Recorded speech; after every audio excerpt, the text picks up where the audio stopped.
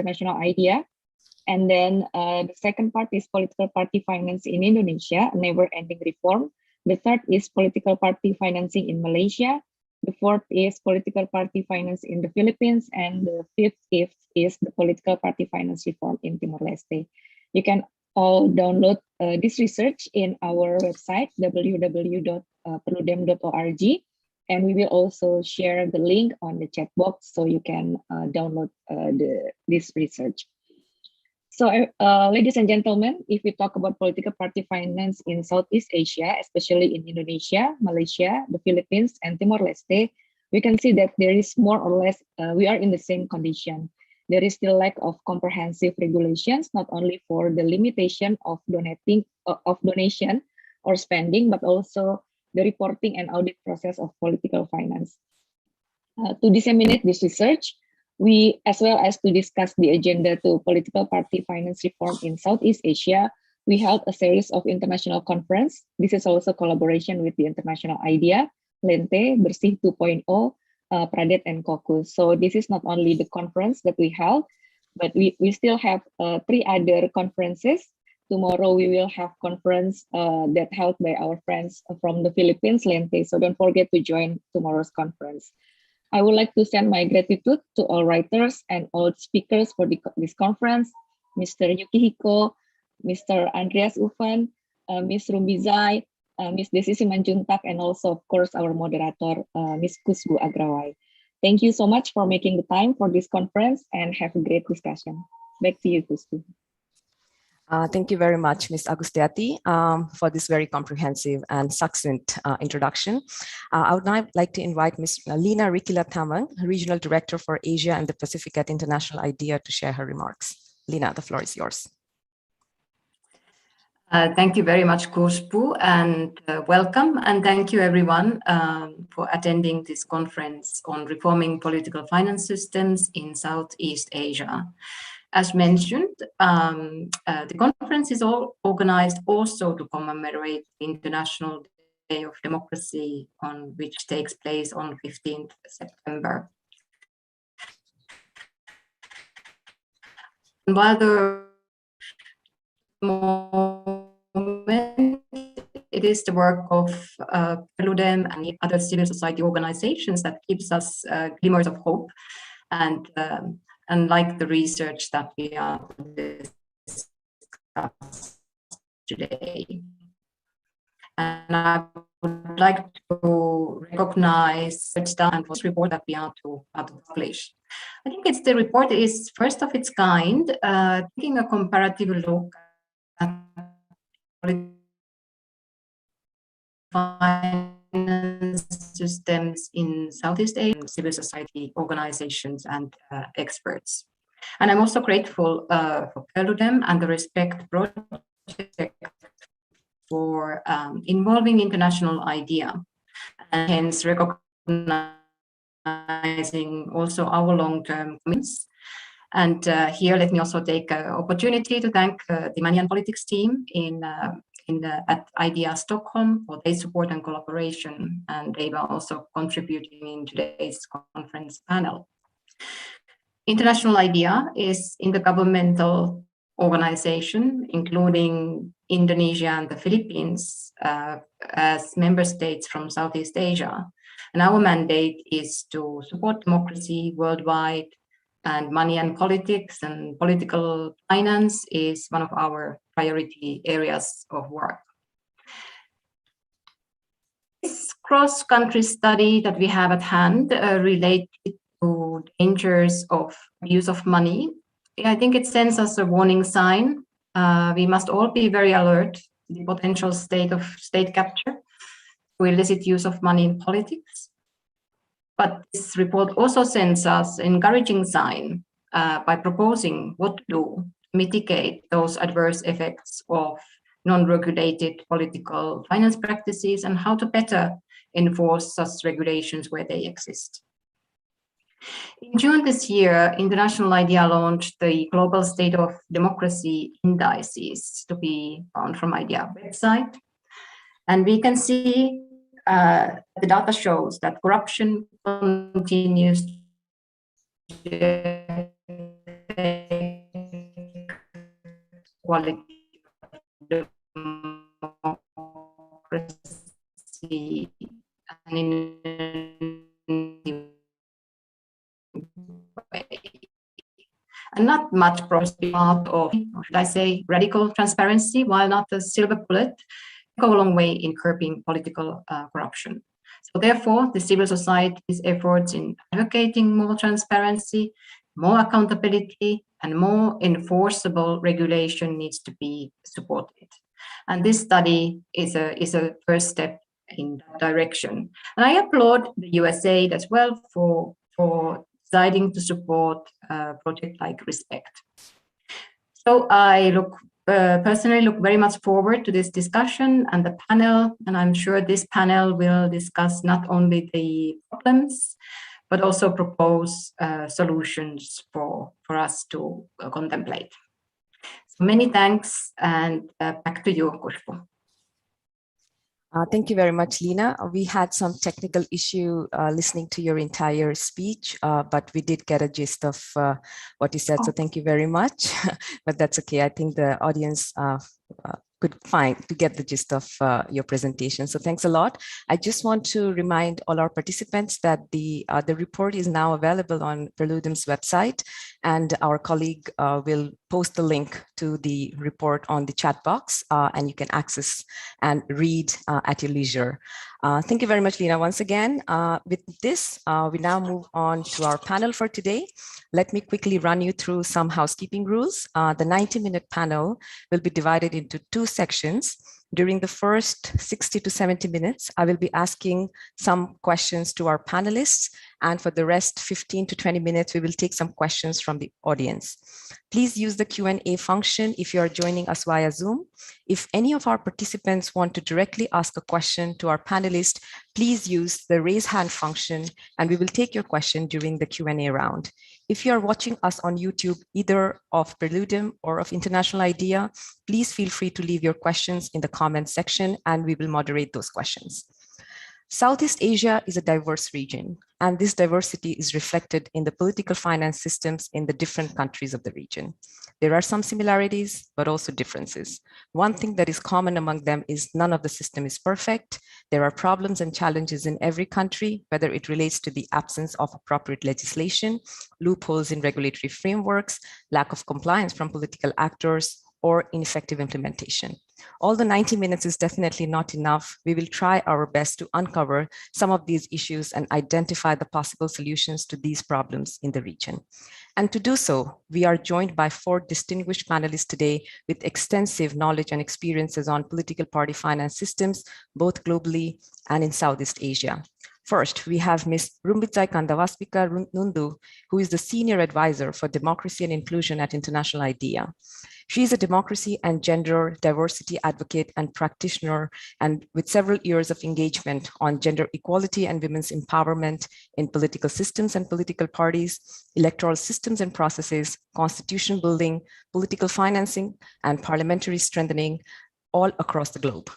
Professor Andreas Ufen is an adjunct professor at the University of Hamburg and a senior research fellow at the Giga Institute of Asian Studies in Hamburg. His main interests are democratization, political Islam, political parties, and elections in Southeast Asia. He has published several edited volumes, as well as numerous articles in refereed journals. We also have today Dr. Deasy Simanjuntak, who is an associate fellow at ISEAS Yusof Ishak Institute in Singapore, as well as a visiting fellow at National Chengchi University and Taipei. Both a political scientist and political anthropologist, she finished her PhD in 2010 from the University of Amsterdam in the Netherlands. Her main interests are Southeast Asia's democratic challenges, Indonesia's democracy, decentralization, and identity politics. Last but not the least, we have Dr. Yukihiko Hamada, who is a program manager in the Global Programs Directorate at International IDEA. Dr. Hamada leads the Money in Politics program that supports political finance reforms across the world by providing evidence-based policy analysis and technical assistance to oversight agencies and other stakeholders. His areas of expertise focus on comparative analysis of political finance systems, anti-corruption, and digital solutions to increase political finance transparency. So with this broad, diverse knowledge and experience that we have in the room today, I'm very hopeful that we will be able to have a very, very productive and influential discussion today. And as I said, we will dive directly into the questions and hear from our panelists. So my first question is for you, Yuki. This might sound a very, very simplistic question, but it is a rather important one. Why do you think it is important to regulate the use of money in politics? And could you relate this experience to Southeast Asia? Well, thank you, Khushbu. And yes, indeed, it's a rather simplistic question, but it's a very important one, I would say. And also super fitting and to commemorate International Democracy Day. To start with, money in politics, or by political finance, we often mean the funding, the regulations relating to the funding of political parties and election campaigns. And then I can't stress this enough that the regulation around political finance is a cornerstone milestone to safeguard integrity and accountability and transparency of politics in any democracies for a number of reasons. To give you a few examples, just a way of introduction to kick off this panel discussion. The first one is, for example, unregulated or not effectively designed political finance regime could easily distort fair and open election among political parties. Just to give you a context, that many countries, for example, provide state funding or public funding to political parties. But the criteria for allocation or criteria for eligibility for such funding is not carefully considered.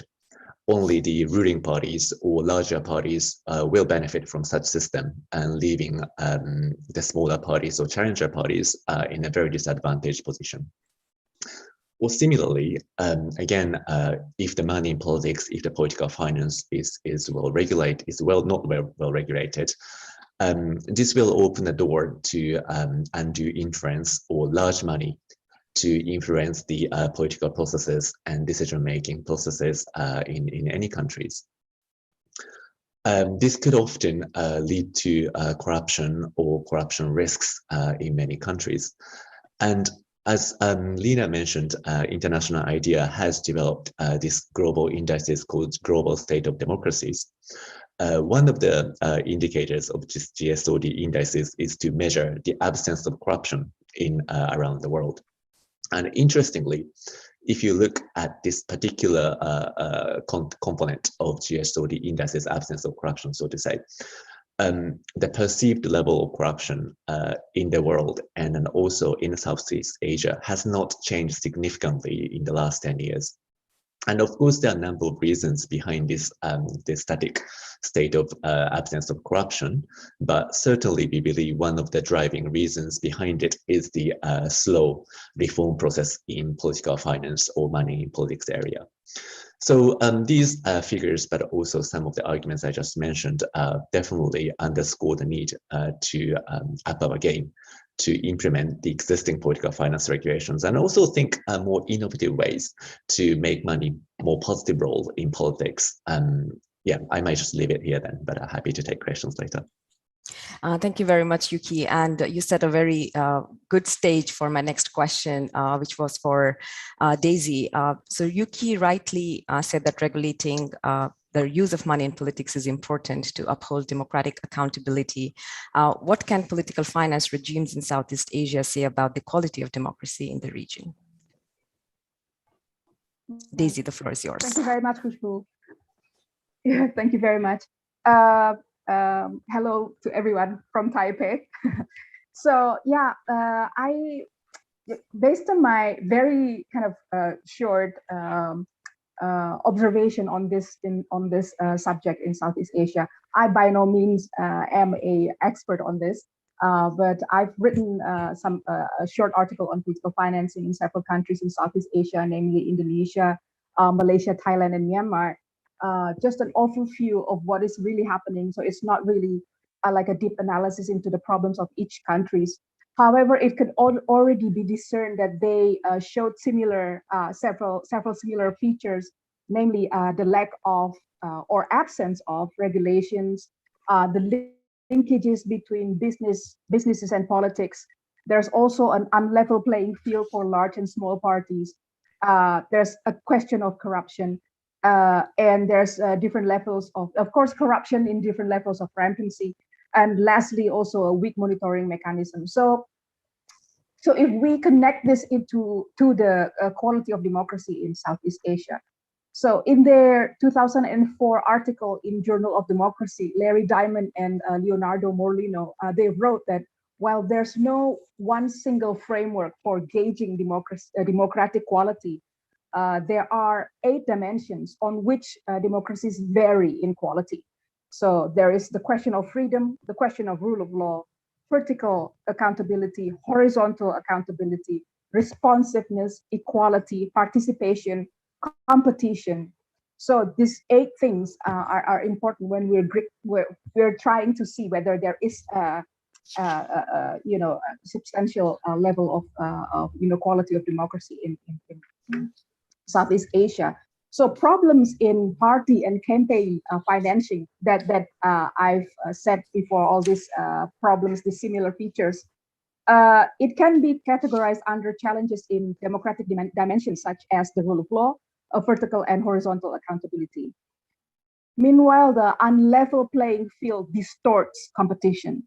So in my opinion, in order to increase the quality of democracy, in my opinion, pertaining to the political financing aspect, it is useful for countries to increase public financing, basically, of politics. But not only that, then the most important thing is also to ensure that there is accountability, because giving parties a lot of money, but not asking them to be responsible for the money, and not asking them to open their reports to public scrutiny is also not good. Yeah. So political parties must report their income and expenditures and get audited by public auditors, and these reports have to be open for the public. This hopefully would discourage parties from soliciting illegal donations, and also it might help to limit business influence in politics, and also improve openness in the internal decision making of the party. So hopefully when that is reached, then there's more quality in the democracy in Southeast Asia. Thank you, Deasy. And you touched on a very important issue of public funding, but we will get back to the question of public funding at a later stage. But right now, I want to pose a question to Andreas. Both Yuki and Deasy emphasized the role that political finance can play in combating corruption. And you have written a lot about interlinkages between political finance and corruption in Southeast Asia. So my question to you is, what are some of the factors relating to political finance that has had implications on corruption in the region? Yeah, well, I think political finance and corruption are linked in many different ways. It depends, for example, on regime type, on the form of political competition between candidates and between political parties, and the link between private and state-owned companies and politics in general. For example, in closed authoritarian systems, there's often no real need to spend much money. There's almost no competition, such as in Vietnam, for example, or also in Indonesia under Suharto until 1998. In Singapore, you have, I would say, an electoral authoritarian system, but very much dominated by the People's Action Party, a very strong party. Opposition parties in Singapore are weak. And in combination with a system of very strict political finance regulations, money politics is not really an issue in Singapore. The problem begins with, you could call them hybrid regimes in between closed authoritarianism and liberal democracy, that is competitive authoritarian systems, electoral democracies. In these systems, you have incentives for entrepreneurs to invest money in politics. The electoral contestation is very strong, and at the same time, democratic institutions, oversight agencies, for example, or courts, are quite weak. If you look in Malaysia, for example, until at least 2018, there was a very strong link between the dominant party UMNO and state-owned corporations, so-called government-linked corporations, and private big business. UMNO even had its own corporations, like some other parties, like the Malaysian Chinese Association. And until now, nobody really knows, despite the central leadership of UMNO, what exactly this party owns. Yeah? Moreover, the whole bureaucracy in Malaysia, including these state-owned corporations, were, and maybe are to an extent still are, indirectly controlled by UMNO. And all this contributed, for example, to the well-known 1MDB scandal a few years ago, when almost 700 million US dollars were transferred to the private accounts of then Prime Minister Najib Razak, and he again used at least parts of it for electoral campaigning by UMNO. In other countries like Indonesia and the Philippines, there's also a very close link between parties, candidates, and big business. In the Philippines, you have these old dynasties, the clans that rule the country since, well, maybe 100 years. In Indonesia, this is all discussed under the heading of oligarchy. In Indonesia, some political parties are owned by these very rich people, and other parties are, well, under the influence of these oligarchs. Many of them are media tsars, and because of that, control the whole debate on politics, especially during political campaigns. Civil society is, in Indonesia, at least now, I would say, quite weak and not really able to push through some reforms. They were stronger a few years ago and were able to support some political finance reforms, but these have been watered down in recent years. For example, the Corruption Eradication Commission, the KPK, has been weakened a lot. So these are some of the main factors, I would say. Thank you very much, Andreas. And it's very interesting that you mentioned the example of Malaysia. And actually, it's one of the few countries that actually doesn't have any specific regulation pertaining to political finance as of now. Very interesting discussion. Also, it was mentioned that regulation of political finance can result in level playing field, but does it really? So my next question is to Rumbidzai. Based on researches and experiences that you have gathered on gender equality and inclusion in politics, what are the interlinkages between political finance and gender? And does political finance really play an important role in bringing more women into politics? Thank you, Khushbu, and greetings to everyone. The point that you raise is very pertinent. In fact, I'd also noted that aspect about leveling the playing field and just interrogating it and reflecting on it in terms of leveling the playing field to what extent, because I think many times we argue for leveling the playing field, of course, largely, essentially maybe between one group of men and another group of men. And I have to put it bluntly like that, because the challenge that we have is that our societies are very patriarchal. So when we are putting forward the narrative about leveling the playing field, essentially, we are not going beyond and saying who are the main actors and beneficiaries of this leveling of the playing field. And to a very large extent, you see, this is why, as an illustrative example, we still have only women constituting 25% of the world parliamentarians. So if you take about the 40,000 or 45,000 parliamentarians of the world, women are only 25% of that. And from all the research, Khushbu, as you have asked, that we have done, it's very clear. It's substantiated. There's evidence that financial obstacles are often identified as a major factor for the reason why women cannot, and I know women are not a homogeneous group, so I'm talking about women with all their different identities in comparison to men also who are not a homogeneous group in relation to also their different identities. Women often have less access to resources than men.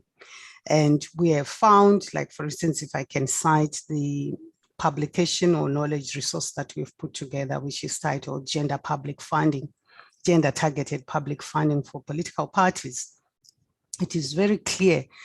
And we know from even the examples that we are articulating here pertaining to Southeast Asia and the world over, just to be able to present yourself as a candidate, to identify yourself as a candidate for the political party nomination. And that is also another complicated field, the internal party democracy processes on the identification, nomination, and selection of candidates, which has become very commercialized. And we see the world over that a lot of women, most of the women, the majority of women, do not have the same amount and access to resources in order to even just consider themselves to be political party candidates. And in cases where that can happen, where some have the resources, you also even find that political parties tend to nominate men to winnable positions so that they can also continue to benefit from the resources that men have at their disposal. So the leveling playing field in its totality, if it's going to be effective in terms of making sure that at least 50% of the world population who identify as women are also included in positions of power and decision-making, the leveling of the playing field in terms of the regulatory frameworks that we have, and Yuki has talked about it, Deasy also, everyone has made reference to the regulatory frameworks on political finance across the world. There is need to start questioning the extent to which these regulatory frameworks are indeed gender sensitive and they promote gender equality and women's empowerment in politics. Mind you, it is not just about politics only, but we know these aspects are interconnected. So what happens with regards to economic empowerment, measures and policies and strategies on economic empowerment will of course ultimately affect what happens in terms of having access to political financing and resources for campaigning. Therefore, the leveling playing field issue really has to be broadened and strengthened in order to make sure it guarantees access, participation, and representation. At this point, I think a lot of what is happening is about women just participating in politics, but their participation not being translated into meaningful and effective representation that is having women in these positions of power and decision-making. And as I have cited from the onset, political financing and access to financial resources is one of the major obstacles that prevents women from accessing positions of power in decision-making at all levels. So any leveling of the playing field really has to be that inclusive. It really has to be gender sensitive and drive the agenda for women's political empowerment as much as women are also empowered to participate and be represented in positions of decision-making. Thank you very much.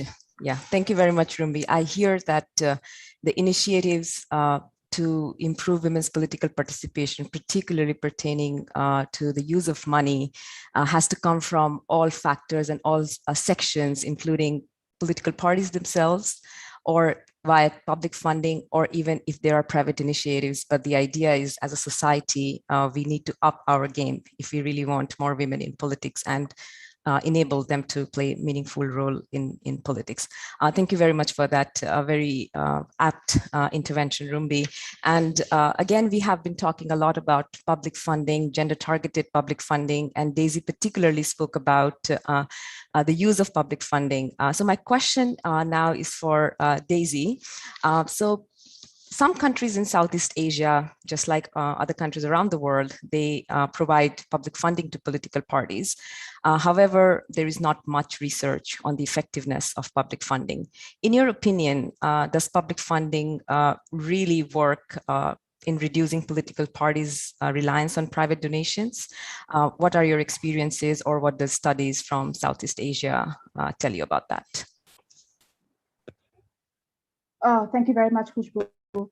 I think, yeah, this is a very, very good question, actually, whether or not public funding can really, make a difference, right?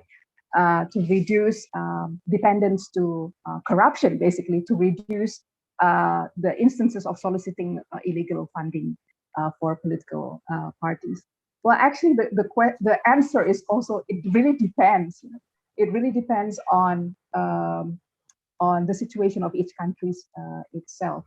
So basically, I can say for Indonesia's case, up until 2019, I think the amount of public funding or state subsidy is quite dismal, right? It's only 108 rupiah per vote garnered by a political party. So it's a 7.6 cents US dollar per vote up until 2019.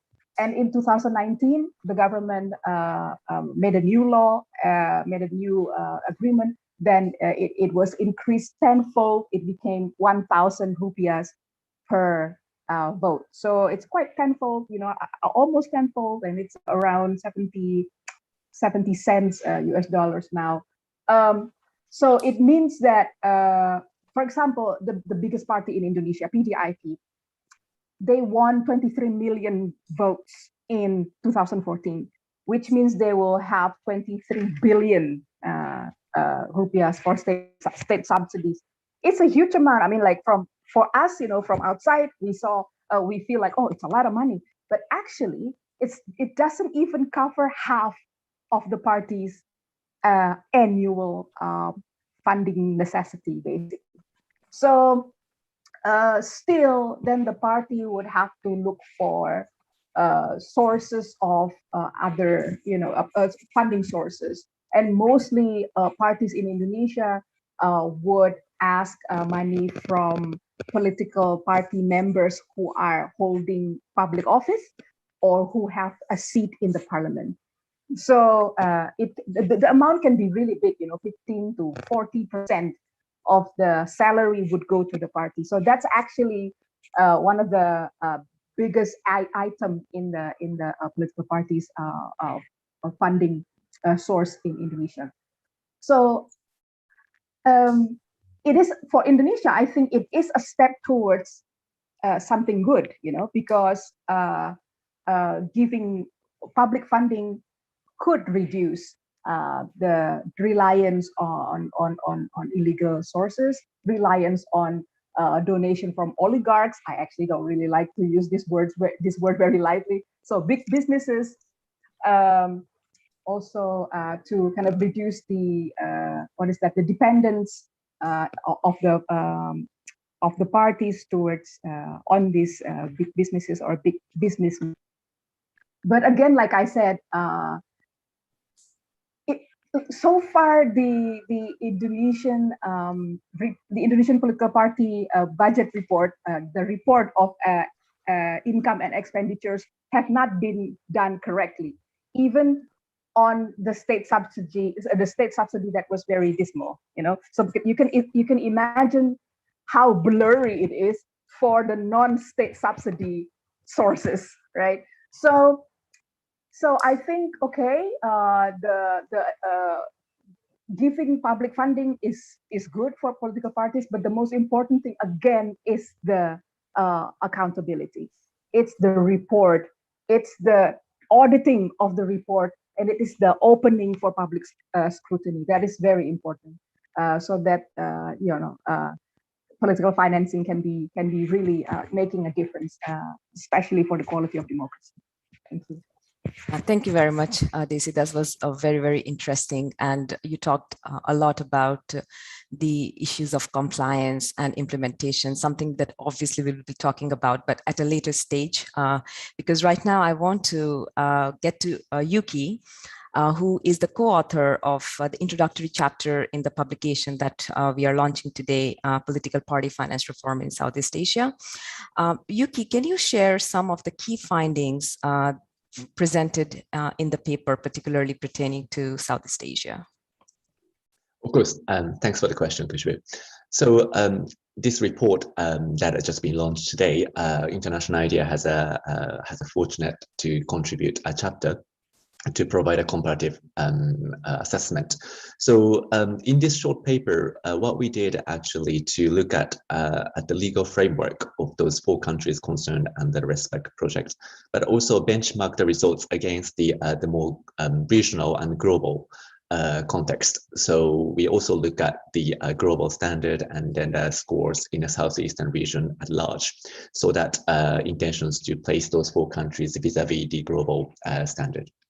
And then through this very interesting exercise, we identified several very common similar challenges relating to political finance.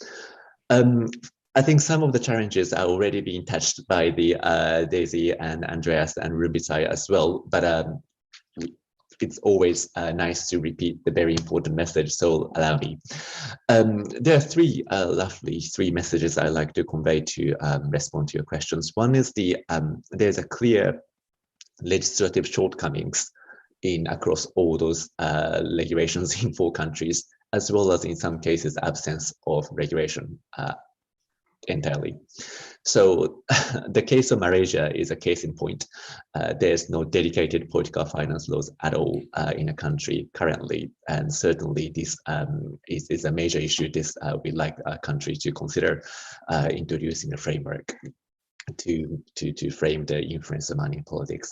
But even for the other 3 countries, although there are some sort of political finance regulations in place,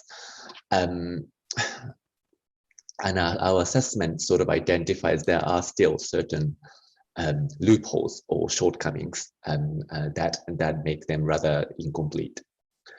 Some of the examples that I like to mention is one is the regulation relating to self-funding. For example, candidates, political parties are funding their own campaigns.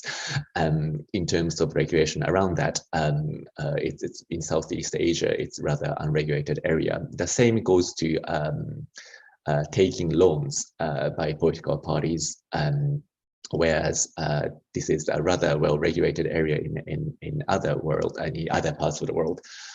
This is rather untouched, as well as also commercial activities undertaken by political parties and then revenues raised from such businesses. Again, I'm not to say this is the wrong exercise to say, but the regulation needs to be definitely be in place to make sure there's a transparency and accountability in political parties' business operations and the revenues raised from such activities. But it's rather untouched in many regulations in Southeast Asia. And again, that really underscores sort of the tight business-government relations that are mentioned by the other speakers as well. And then also, when it comes to the second challenge is the issue of implementation. I think Deasy used the word accountability, but I think of what I'm trying to get at is a bit more or less the same. But so the regulations are there, and also in almost all countries, there's one or more public body that's responsible for political finance oversight, but we keep seeing the recurring scandals or alleged political finance misconduct, and that points to the fact that probably those oversight agencies are not necessarily sufficiently staffed to conduct meaningful oversight, or lack political independence or mandate, or one way, one of those, or combination of those factors. And then also, when it comes to implementation, we also identify the lack of reliable data is also difficulties or obstacle for anyone to make objective decisions. Even it was impacted our research to conduct this paper as well.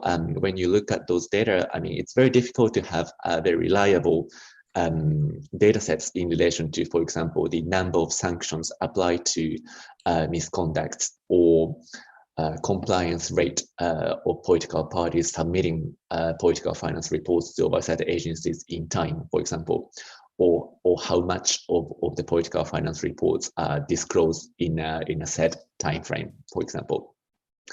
And without those, well, we call it data or evidence, it's actually very difficult to measure the effectiveness of the functioning of the political finance systems in place.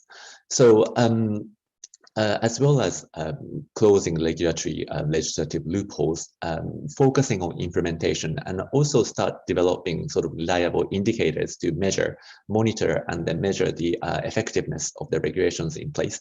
That exercise is currently quite weak in Asia, in Southeast Asia in particular. And also lastly, the point I want to make is also some of the reason that the slow progress in political finance reform is sometimes also due to the lack of capacity on the political parties side as well. Although they may have a political will to comply regulations, but they may lack sufficient expertise to conduct meaningful or accurate bookkeeping practices, for example.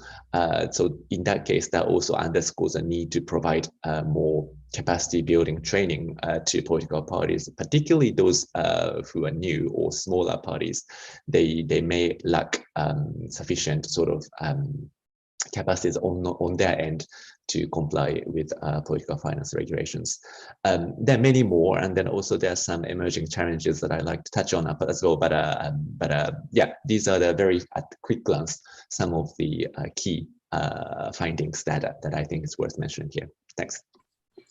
Thank you very much, Yuki. So much food for thought and so many issues to discuss, but we will hopefully reach all those questions at some stage. But you raised very important issue of transparency and accountability, which definitely is very important. But I would like to ask now Andreas to please highlight, like, what do we mean by transparency and accountability, and how can that be enhanced? How can transparency and accountability be enhanced when it comes to the issues of political finance in Southeast Asia? Okay, this question is related to the other question, whether there are regulatory loopholes and what can we do against it. And Yuki already said there are so many problems concerning political finance in Southeast Asia. Electoral or election commissions are usually not really powerful, but politically controlled or understaffed. Corruption eradication commissions are weak. There's lacking protection of whistleblowers, a misuse of state-owned corporations or state resources in general. Financial reports are incomplete. There's no real oversight, and sanctioning is also often non-existent. So I would say that all these loopholes show that political elites are very smart in circumventing regulations and in creating actively regulations that cannot really be implemented effectively. Because of all that, reforms are very difficult. I think only during critical junctures, when opposition by political parties is strong and combined with civil society activities, it is possible to push through fundamental reforms, like constitutional reforms in Thailand in 1997, or a range of reforms in Indonesia in the early 2000s. And I think now there's a very good chance that the whole party finance system, you mentioned it already, in Malaysia, that's non-existent currently, could be overhauled. I think this is necessary because there are almost no regulations, and they are, well, they can easily circumvent the few regulations that exist.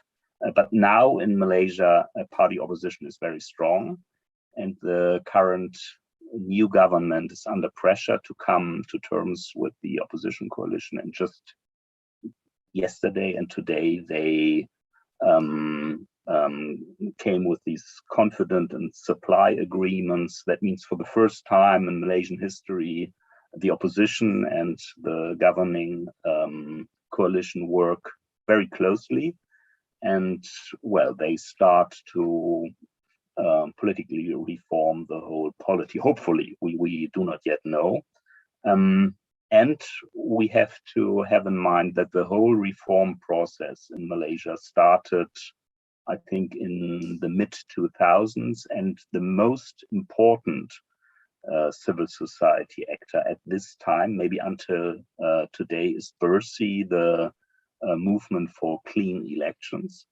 So we see that reforms are, I think, probable, but especially if there are formal or maybe informal coalitions between opposition parties and civil society actors. And then even the political finance system could be reformed fundamentally, I would say.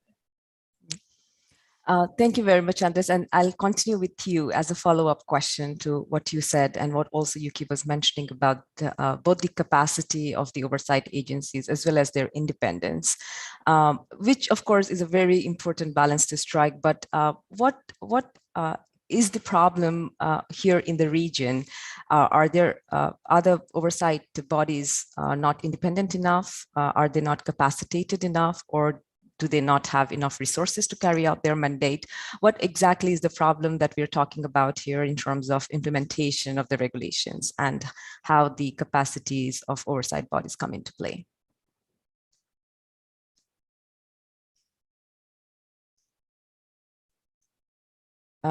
Andreas, that question was for you as a follow-up.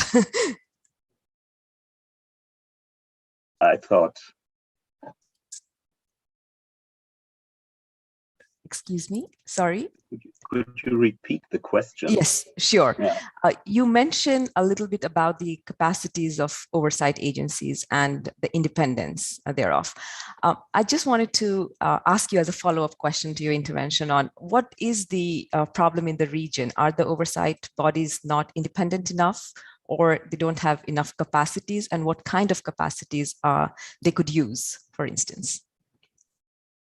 Yeah, I could again point at the type of regime. If you have electoral authoritarian system, then of course these oversight agencies are not really powerful, because the ruling elites have no interest to strengthen these agencies. And well, we could now talk about different countries. In Malaysia, you have the election commission that is under control of the prime minister. And in Indonesia, you have different oversight agencies, but I think they are understaffed and they are not really able to function well. I wouldn't know about East Timor, but I guess it's more or less the same. These agencies are usually understaffed, and at the same time, the court system in many of these countries is well, maybe not fully independent. And so that means there are usually no strong sanctions.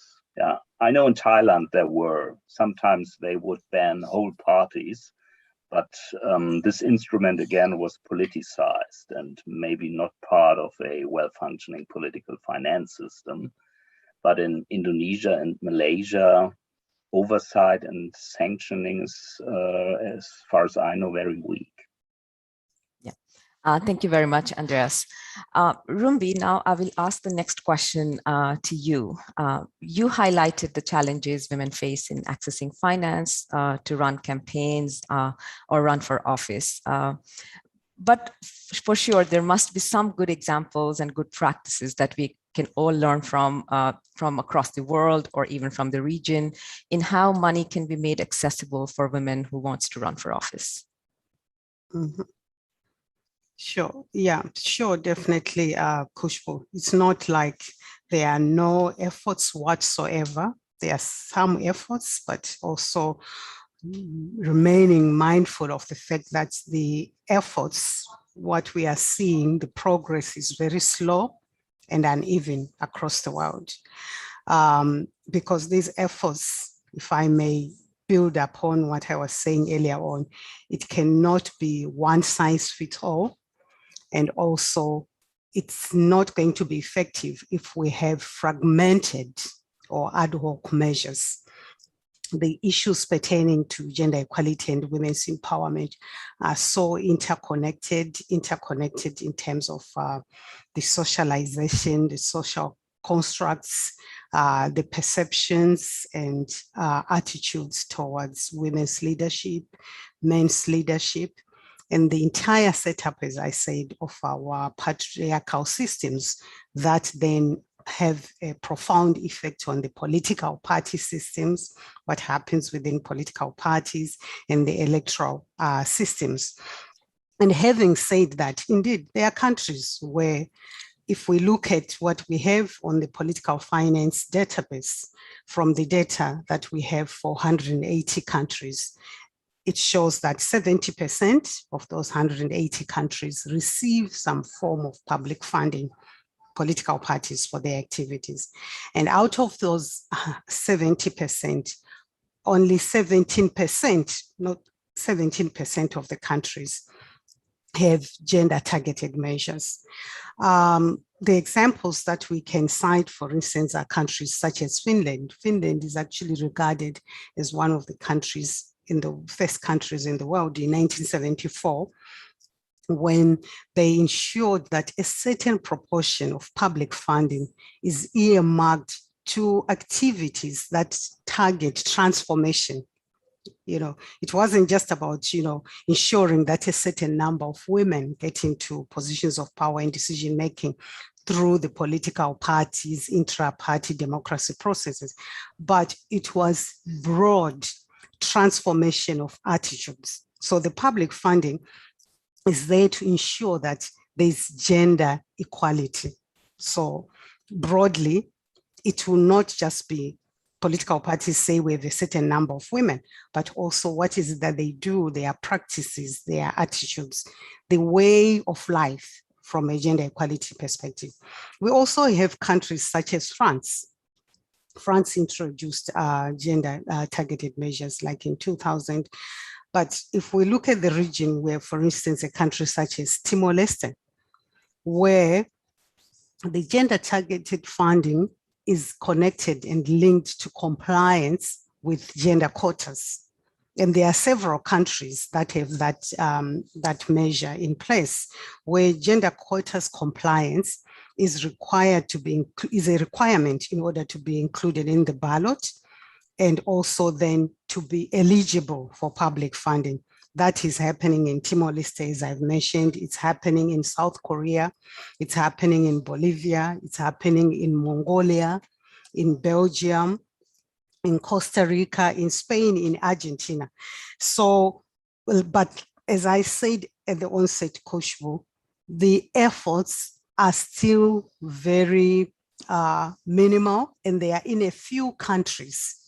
So if we take the entire political finance database information that we have, it only shows that as of 2020, only 30 countries across the world have some measures on gender targeted funding in order to transform attitudes or support the activities of on gender equality and women's empowerment, but that's only 30% of the countries that are on the gender quotas, that are on the political finance database, or out of the 180 countries.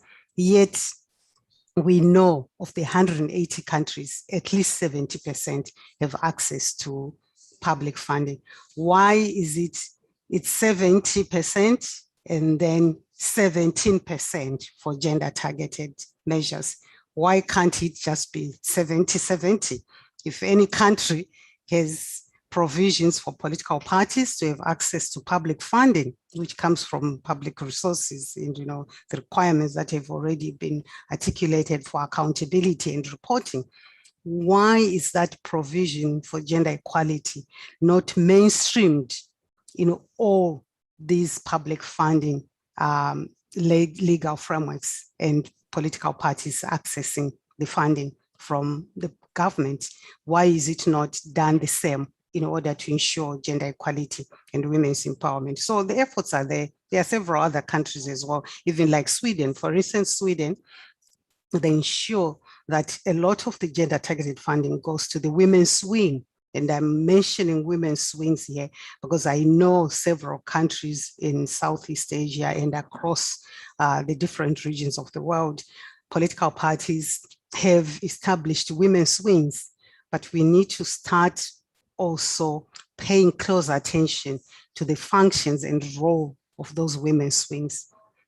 Are they meant to be conduits for ensuring that women can get into positions of power and decision making, or they just do the hospitality function in the political parties, serving drinks and preparing food and ensuring that the decor for the political party meetings is in order? So it's a combination. Like I say, it's a combination. The gender quotas are there. They have to be reinforced with gender-targeted public funding.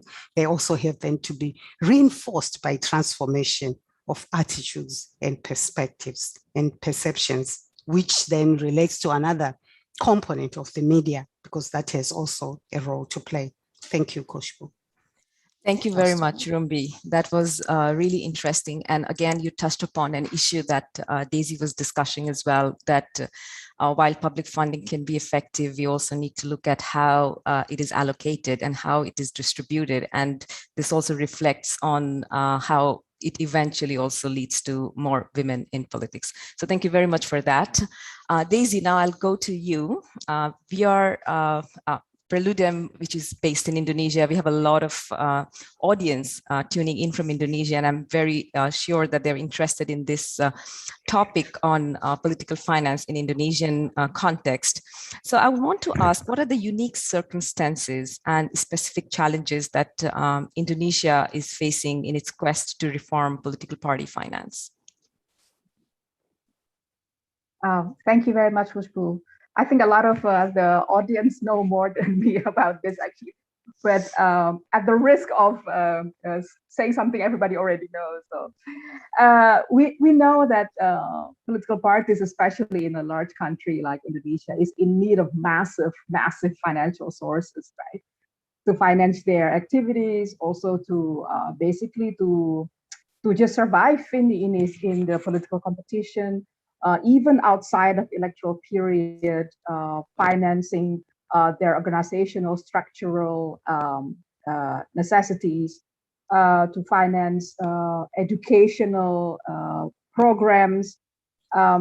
We call this also in Bahasa kaderisasi, recruitment and training of new cadres, and also organizational consolidation involving national, regional, down to the village level of branches and structures.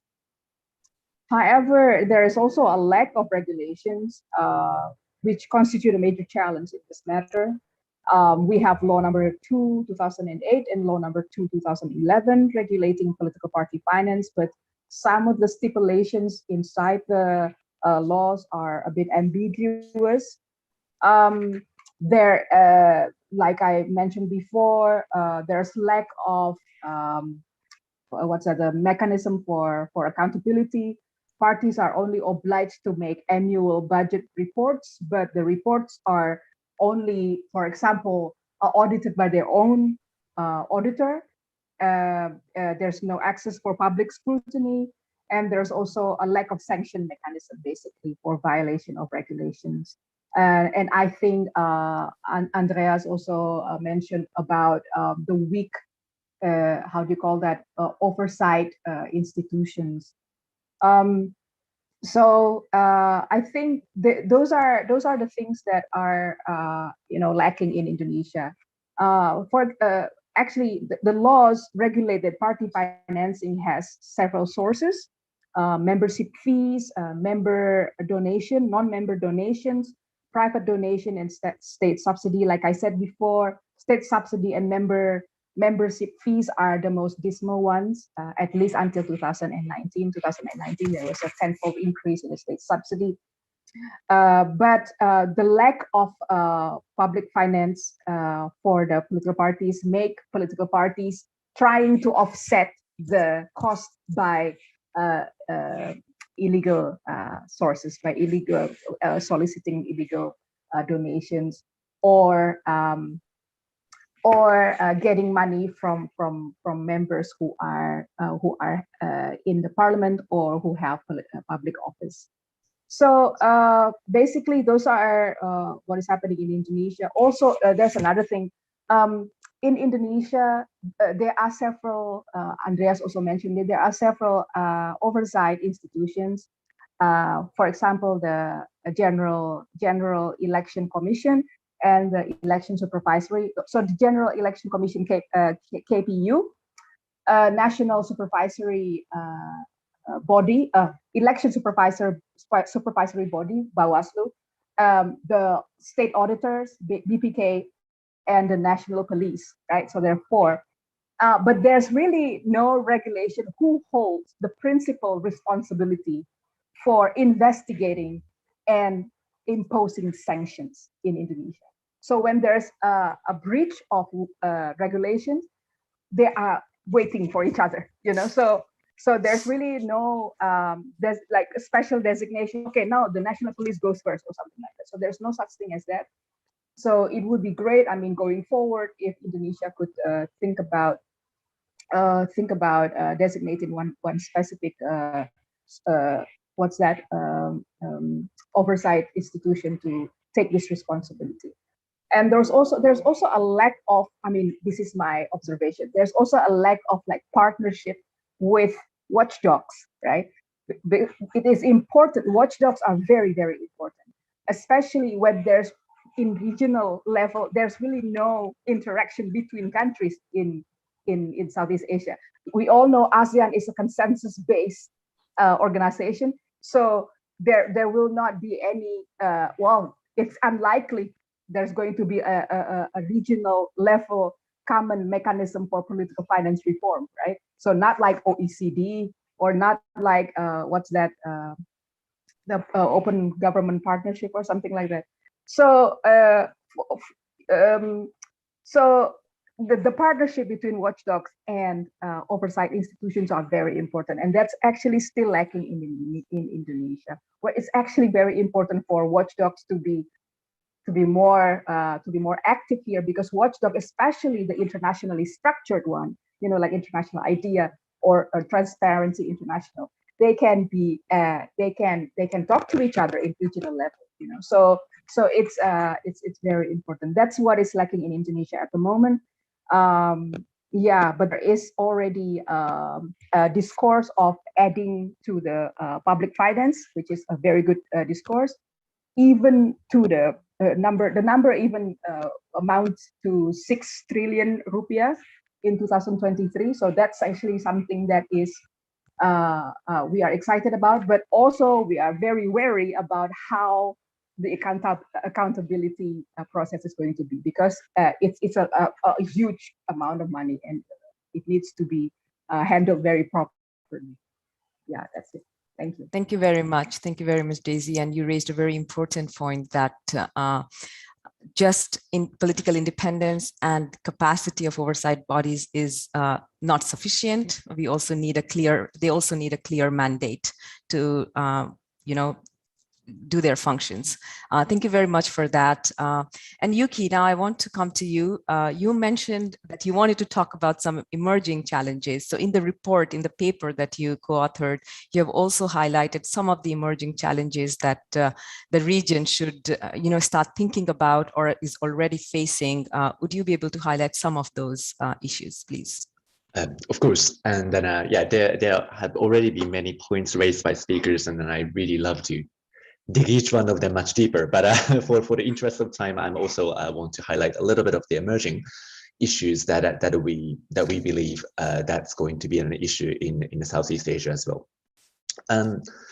I'll briefly mention about three issues as emerging, or some of them actually being around for a little while, so it could be considered a persisting challenge, possibly. But one is the definitely the issue of third-party campaigning. So for those who are not familiar with the term, we often identify the third parties as the campaigners, but neither political parties nor candidates. So often those third-party groups include supposedly independent research foundations, or in some cases, civil society groups or faith groups in sometimes. But in some cases, often the times, those third-party groups, when election times comes, they pour quite large amount of resources into campaigns and in favor of or in opposition to a certain candidates or political parties, and their voice or their campaign often have a very significant bearing on the outcome of the elections. So in this context, we believe there's certain regulations, particularly spending limit, as to how much those third-party campaigners could spend during election campaigns, should be subject to some level of regulation. But the third-party campaigning is rather new areas in many parts of the world. And when we look at the Southeast Asia, certainly it's very untouched. I consider definitely this area needs further investigation and necessary updating the provisions corresponding to their spending. And then also, second area is very fitting and very timely in times of the pandemic that we are all in, is that many aspects of political finance practices, from raising donations to receiving donations to reporting financial reports and disclosing political finance reports, have become increasingly digital in many countries in the world. If you think about it, especially due to the social distancing protocols placed in many countries, political parties cannot hold regular rallies, for example. And in many countries, for example, political parties start utilizing crowdfunding sites or introducing some sort of mobile apps to collect small donations, for example. Equally, many political parties and candidates are spending quite large amounts of financial resources on online advertisements through social media platforms, for example. However, these technologies definitely has a lot of positives. You know, they reach out to grassroots level voters, relatively cheap way of political parties engaged with larger amount of voters, which is great. However, if used well, both intentionally or unintentionally, but without under correct supervision, could easily circumvent existing regulations.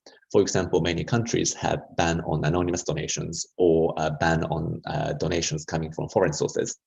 But the current lack of transparency surrounding, for example, online advertisements, we are not actually really know who's actually paying for certain advertisements, or can we consider it as an in-kind donation from donors? I mean, how do we have to deal with it? How do we report it in the political finance reports, for example? So it's still a very new area as we speak, and many oversight agencies we spoke are struggling to regulate how best to increase transparency in this area, because often it's not just only the responsibility of oversight agencies, it requires a cooperation of private companies as well. So it's not an easy task to do, but however, we only see this digitalization trend will only continue to grow in the future. So certainly this is an issue that we all need to collectively tackle. Then third challenge that I would like to mention is something somewhat similar to what Deasy mentioned as well. She also mentioned the struggles and difficulties of interagency cooperation. So often when you look at countries, there are a few competing or overlapping agencies that have a very similar mandate when it comes to political finance. But often, sometimes issues fall in between agencies and they're not really touched by any single government agency. I mean, this has been a long-standing problem, but issues like digitalization has actually added another layer of difficulties on top of that, for example. So if you consider other countries, issues relating to digitalization or information integrity, this often lies with the responsibility of information commissioner or Department of Media and Public Information, sort of. Those are the traditionally actors that are not really active in the area of political finance regulation. But because the surroundings are changing so rapidly, there is a way, I mean, there is a definite need for oversight agencies to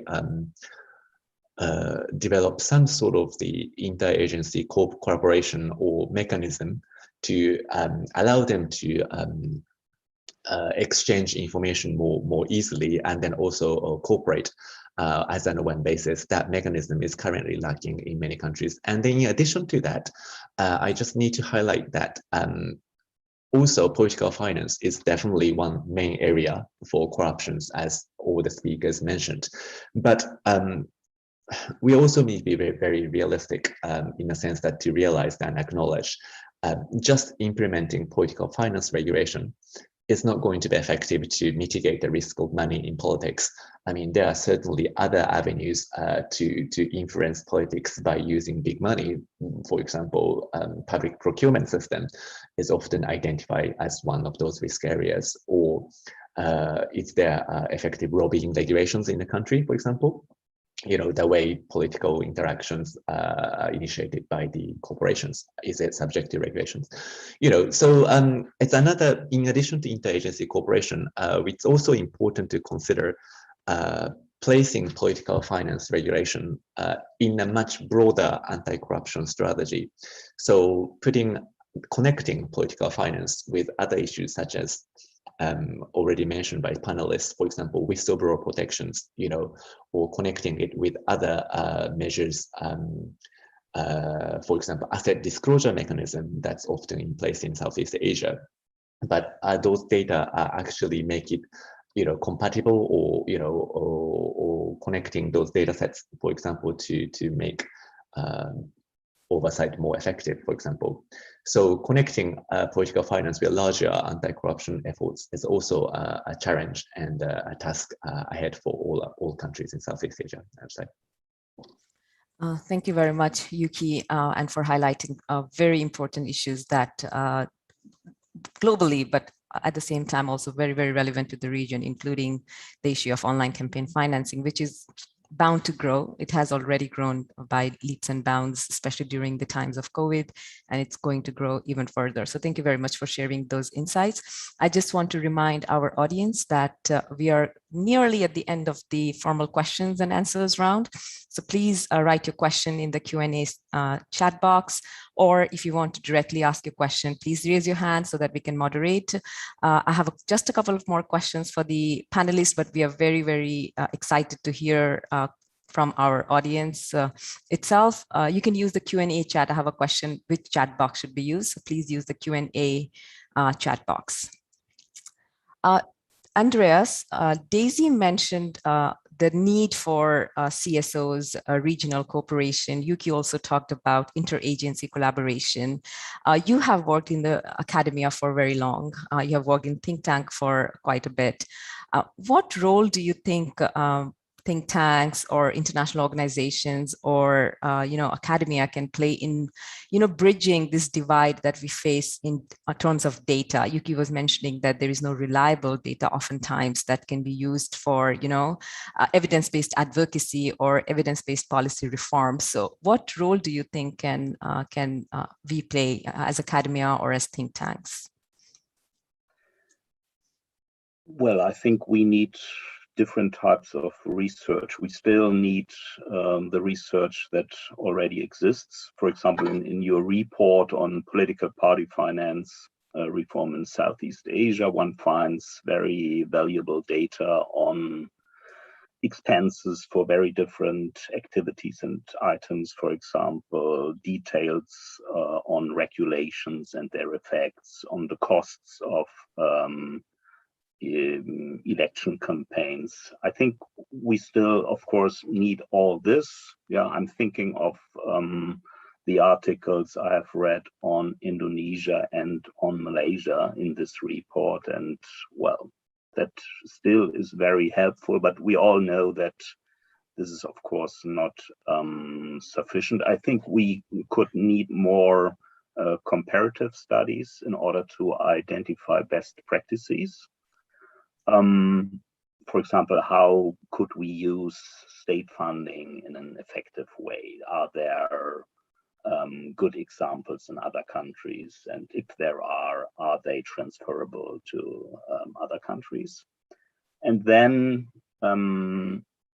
it was just mentioned that we should not only focus on political finance and all these regulations, but you have to see the bigger picture. That means the political economy of party politics, of electioneering in general. That means we need to know more about, for example, the donors. Who donates money? What are the linkages between politicians and business people? Under which circumstances do they work?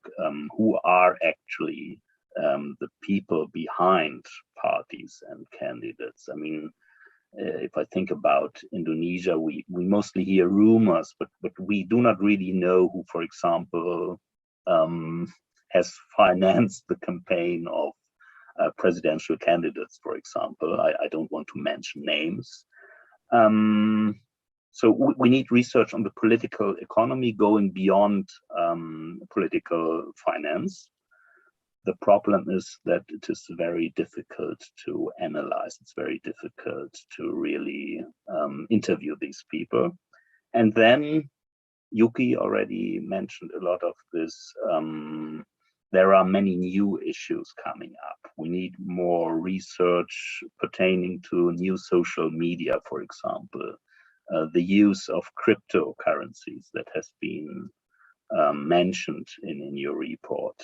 The organization of black campaigning on the internet, the employment of buzzers, or in Malaysia, they are called cyber troopers, the role of spin doctors and survey institutes, and of third-party campaigners that was just mentioned, new forms of fundraising, or the role of voluntary supporters.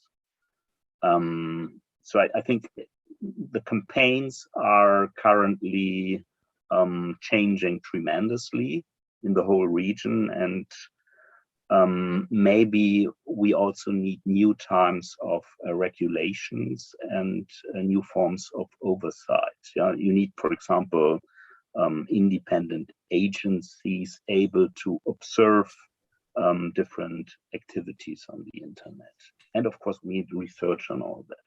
Yeah. Thanks. Thank you. Thank you very much, Andreas, for this very comprehensive response and a lot of things to think about on how we can continue working on generating more data, generating more evidence, which we can then eventually use for advocacy and reform purposes. Thank you. My final question is for Rumbi, which has also been raised actually by one of our participants about the use of political finance to improve political participation of marginalized groups. Rumbi, you talked a lot about women's political participation and how political finance can play as an equalizer. What about other groups, other marginalized groups, such as people living with disabilities, LGBTI groups, or young people or other minorities?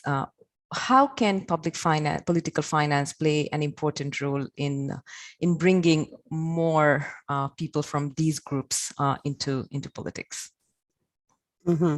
Definitely, Khushbu, a lot needs to be done. I think what I've explained with relation to women, now you need to think of it when it comes to other marginalized groups, people living with disabilities, and or people who are differently abled, or people from who are non-binary people, or different ethnic backgrounds, or all the different multiple identities that people have.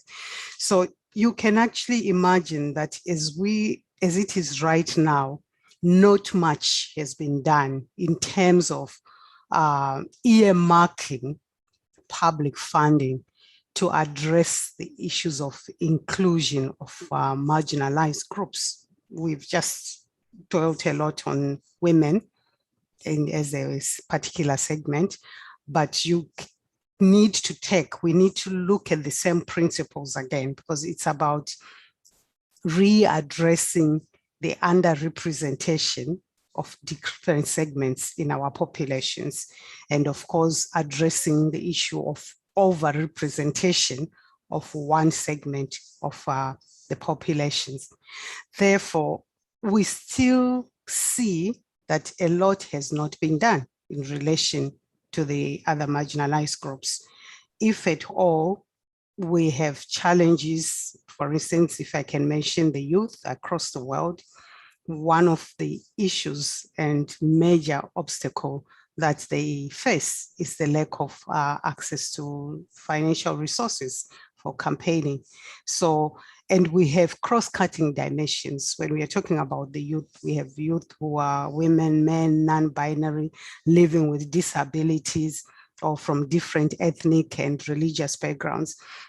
And until and unless, as I mentioned before, the efforts that we put in place with regards to public funding are implemented in a very holistic approach, not piecemeal or just targeting one particular aspect. Because if, for instance, we say we provide political funding to political parties, why not in the funding of those political parties include all the different criteria that need to be covered? For instance, if we're setting up political parties, they're probably in a number of contexts requirements that political parties should be non-discriminatory, they should be inclusive. And why should we not then have legal frameworks and provisions that expand on those components? What does it mean? So it's not just about not discriminating against women, but not discriminating against people who are differently abled, non-binary people, or different people, or the youth. And then we specify how public funding can be used to address the specific needs of the different segments of the population in order to address the representation gap, without necessarily stepping up those measures to be as holistic as I am outlining. We will still find that the initiatives will solve one aspect, but then they don't really go the long haul of dealing with the issues of sustaining the interventions. Ultimately, I think our principles, if we're looking at what we are putting forward in this webinar, are issues of what's the whole argument around the 2030 agenda, leave no one behind. That's the central theme. So how do we use political finance or regulatory frameworks for money in politics to be inclusive, and not just inclusive of women, but of different groups? And right now across the world, and you, Khushbu and Yuki, are in a better place to speak to that.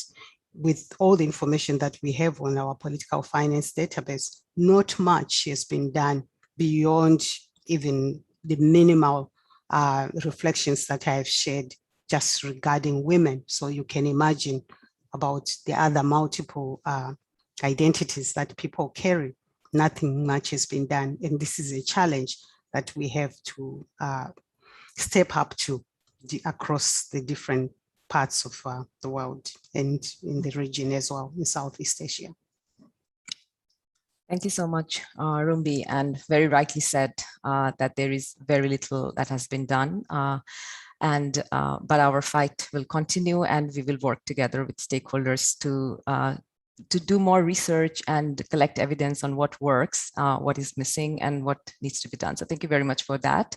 And I hope that the question posed by our audience, Kafi, Adlan, Hafiz, was answered with Rumbi's intervention. Thank you very much, Kafi, for that question. Now, we formally end the question and answer round, but we are taking questions from audience, and we already have received several questions. And my next question is from US Kinavas, and he has raised his hand, so he probably would like to ask this question directly to one of our panelists. So could we give the mic to US Kinavas, please?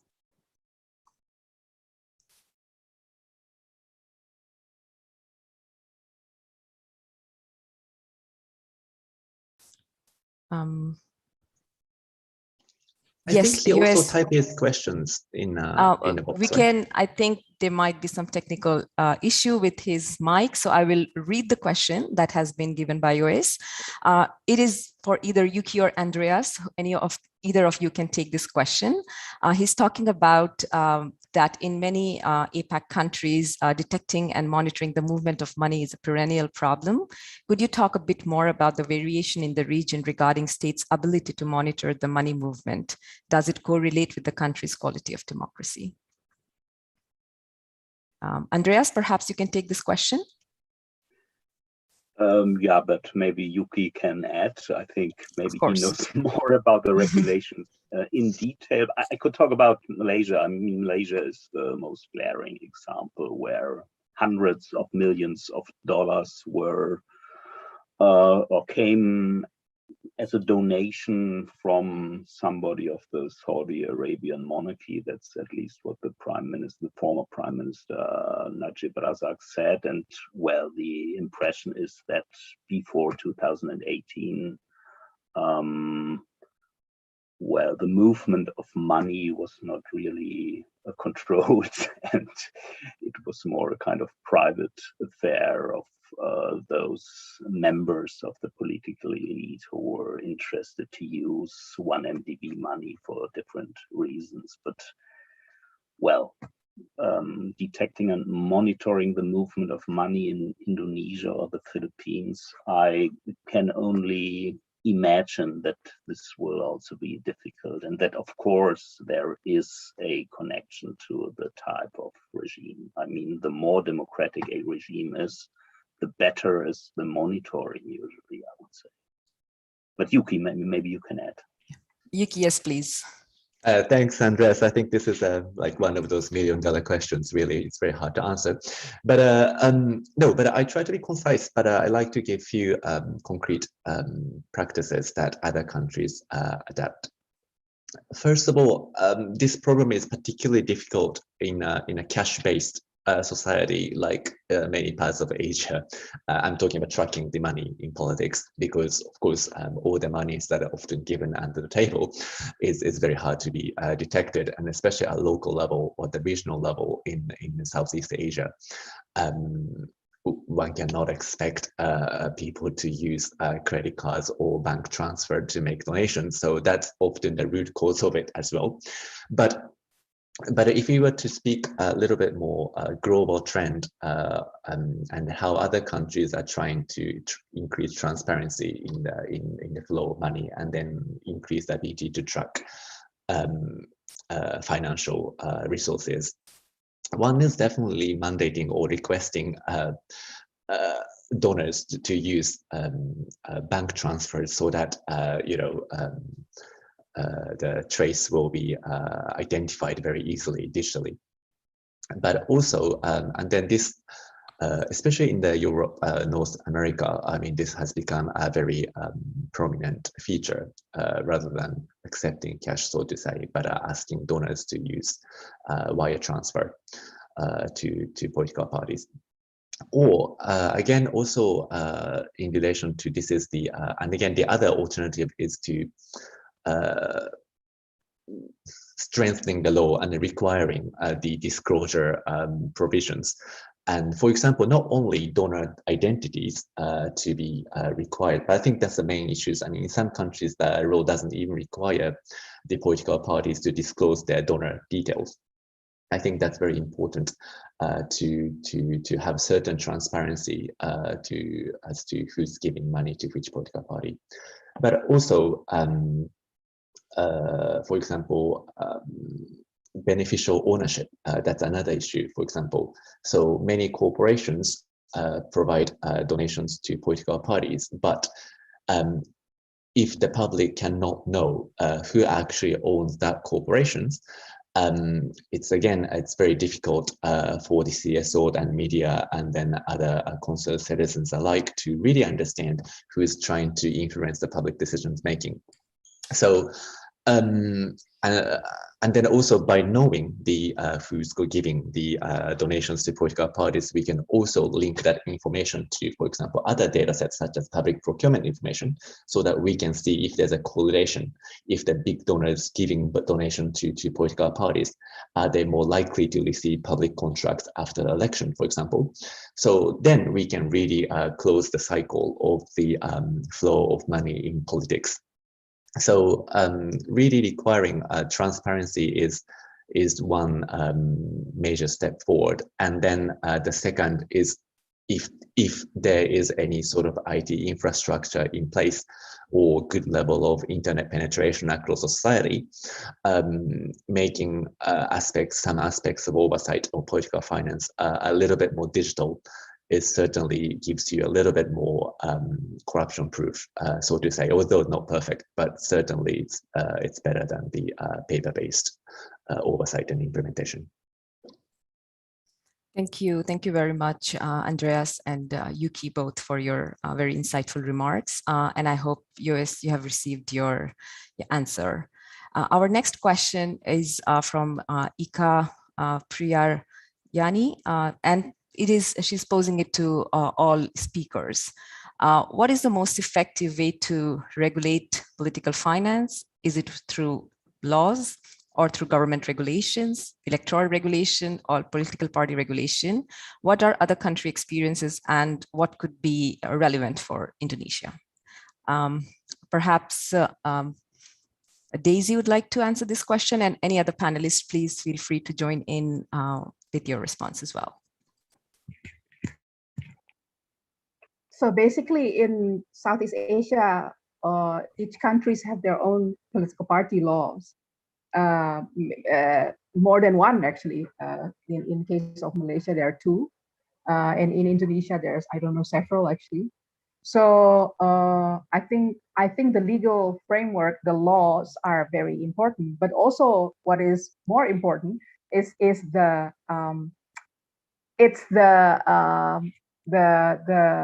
willingness of the political parties to abide by the law, and also the capacity for oversight agencies to monitor the implementation of the law, and also for the national police to be able to sanction or punish political parties that are not doing things in accordance to the law.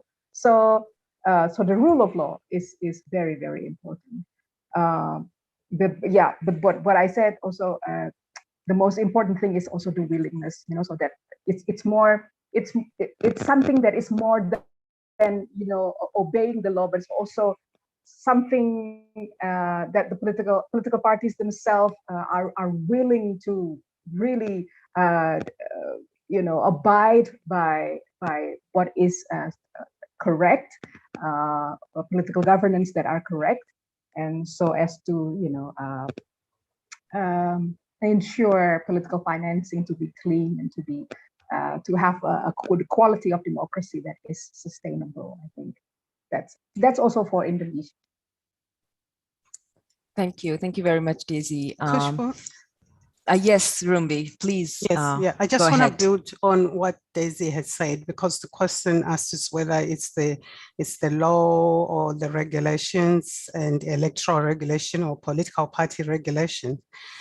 In fact, it's a combination of all these aspects that the participant has asked, because to regulate political finance in isolation, it's not going to work. We need also to connect it to what is happening within the political party regulations. If, for instance, issues of accountability and transparency are not anchored in the political party regulations or in the conduct of political parties or the conduct of politics, in the DNA of politics in a country, even if we regulate political finance with very strict laws, it might work to a certain extent, but as Deasy was saying, you find that in the long term, because there's no political will and it's not connected to several aspects, so we cannot like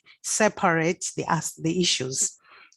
Political party regulation, electoral processes regulations, political finance regulations, all those aspects need to be combined because they have an impact on each other. And I think one of the aspects also that could also come out very clearly in this discussion in relation to this question is even the regulation on access to media, who gets access to media in time during the campaigning, and which type of media and what media are they using. Of course, we know there's so much happening in terms of online campaigning, and under the online campaigning issue, we see also the dynamics that are playing out on increased violence against women online, which is very difficult to regulate and track to a certain extent.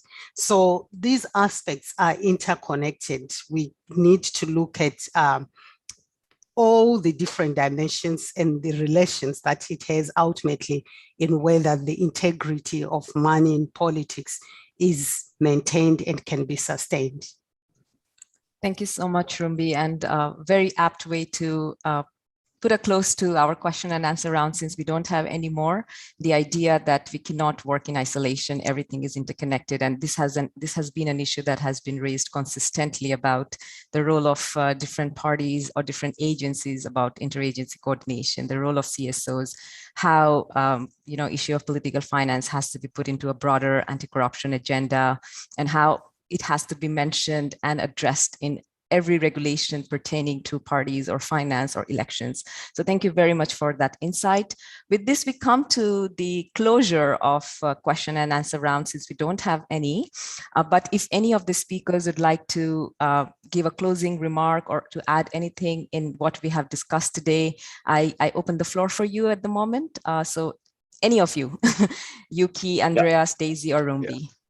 Yes, Andreas, Yuki. go first, please. No, Andreas, please. I would go ahead. only add Ika asked for any suggestion for Indonesia, and I think we talked a lot about this interdependence of regulations and laws and so on. If you give money to political parties via public funding, ask them to really report their expenses and ask them to introduce intra-party democracy and transparency. Otherwise, no money. That would be a simple reform, and I think it could work quite well. Thank you. Thank you very much, Andreas. Yuki, over to you. And also, I can't agree with more with all the things said by all the panelists as well. But if I were to mention one key takeaway from this panel, is just the implementation, really.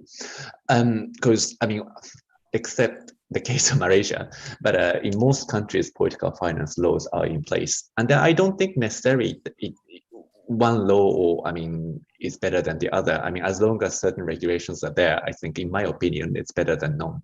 But the problem is that laws are not really complied.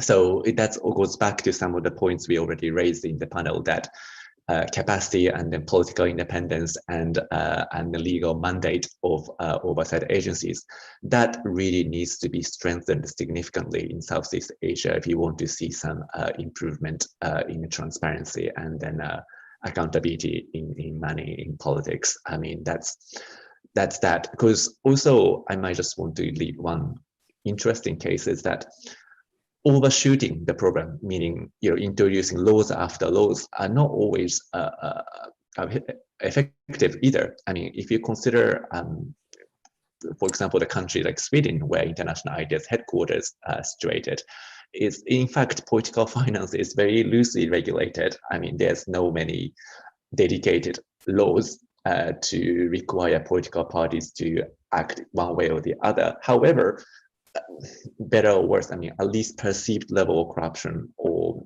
based on Transparency's International's Corruption Perception Index, so to say, Nordic countries always appear to rank very highly in the ranking as to compared to the Southeast Asia countries. So it's not just about the introducing laws after laws, but it's more often about whether transparency is provided through either political party laws or access to information law or Freedom of Information Act, for example, or the oversight agencies have enough capacity to really implement what they have already. So the implementation is the key. I think that's one message that I like the audience to take away with from this panel. Thank you. Thank you very much, Yuki. I think a very relevant and apt key message that we should all take away with us. Anything anybody else would like to add? Daisy, if you have any other points you'd like to make before I close the panel for today? All right, so we are good. We are good. It was such a rich discussion. I am sure our audience has benefited from it as much as I have, and I have absolutely enjoyed moderating this session. I just want to again remind our audience that the report that we are launching today or have launched today can be accessed on Perludem's website. The link has already been put in the chat box as well. In addition, Perludem has a number of relevant publications that could help you understand the political finance regime in Southeast Asia. They have a journal that they publish semi-annually, which can also be accessed on the website. Additionally, International IDEA has a host of resources, including the political finance database, as well as numerous publications on the issue. So please log into the website as well to benefit from the rich resources that have been produced by both these institutions. On my behalf, I thank all the panelists and our participants for their very active engagement. And now I would like to hand the floor to Theresia Joyce. She's the Chief of Party of Respect Program being led by Perludem. And with her remarks, we will close the session. Theresia, the floor is yours. Thank you, Khushbu. Honorable guests, distinguished speakers, Mr. Yukihiko Hamada, Mr. Andreas Ufen, Mrs. Rumbidzai, Mrs. Deasy Simanjuntak, our moderator, Khushbu Agrawal, representative of USAID, and our partners organizations. Thank you so much for your support in this international conference.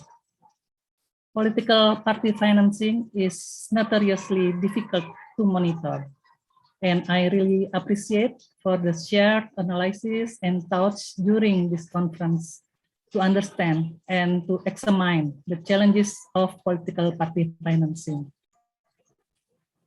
Today is a part of significant stages of a process have been gone through by Lente, Deasy, Perludem, Pradet, Women Caucus, also the international IDEA to support the integrity of electoral and political processes. Today, together with them, we want to emphasize once again about the importance to support every effort to strengthen and reform political party finance system. As Koirinisa mentioned in the opening, today is also a point of departure, meaning that tomorrow and for the next upcoming weeks, we will have 4 more conferences in the form of multi-stakeholders conferences hosted by Lente organizations from Philippines, Perludem from Indonesia, Pradet and Women Caucus from Timor-Leste, also Bersih from Malaysia. Its conference will discuss further about the research findings in its country and present research recommendations, which we expect will be able to lead the adoption of significant standards for the setting up of transparent systems for political party financing. These 4 conferences also will mark the beginning of advocacy program in its respective targeted countries, which few of these countries will have their elections in the next coming years. I may convey here that the whole program of political party finance supported by Respect program is also a tribute to the political parties, individual politicians, scholars, democratic activists, and civil society in Southeast Asia region who understand the devastating effect of political corruption and who do their best to have a healthy democracy. Lastly, I will thank you again to Perludem and the International IDEA that have made this conference possible and confirm that party finance reform is well worth pursuing. Thank you. And I give the forum back to you, Khushbu. Thank you very much, Theresia Joyce, for reminding all of us that we have to continue this conversation, and this conversation will continue in the next 4 sessions that will be launching the regional or the country-specific reports. Thank you very much for your remark. Thank you, everybody, for joining in today. We appreciate you taking time and listening to the deliberations and thinking of this very important issue of political finance reform in the region. Thank you again. Have a very good day, good evening, good night. Very well. Bye.